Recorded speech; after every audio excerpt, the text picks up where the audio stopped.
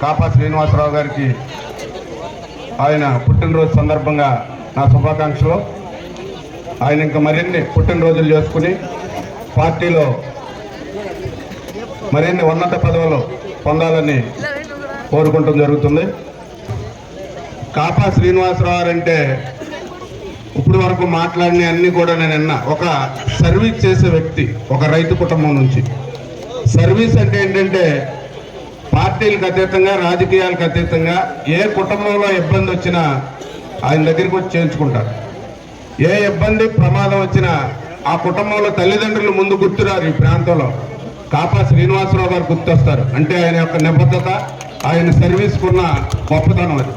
Stage మీద ఉన్న నాయకులు కూడా, మండల ప్రెసిడెంట్లు కానీ, జడ్పీటీసీలు కానీ, ప్రెసిడెంట్లు ఎవరు ఆధారపడకండి. ఎందుకంటే నేను చూసా పాదయాత్రలో లోకేష్ బాబు గారు ఆయన ఎప్పటికప్పుడు పిలవటం, మాట్లాడటం అన్నీ చూసా. అలాగే చంద్రబాబు నాయుడు గారికి కూడా అన్నీ తెలుసు. వాళ్ళు ఏంటంటే ఇది కాపా శ్రీని గారు పుట్టినరోజు చేసుకున్నట్లేదు.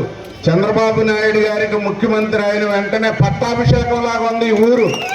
ఉత్సాహం కూడా అదే ఉంది. తెలుగుదేశం పార్టీ శ్రేణులందరూ కూడా ఎప్పుడు మనం ఓటేసి చంద్రబాబు నాయుడు ముఖ్యమంత్రి చేయాలని తప్పకుండా మరి కాపా శ్రీనివాసరావు గారికి ఆయన తగిన పదవి మంచిదే తెలుగుదేశం పార్టీలో వస్తుంది.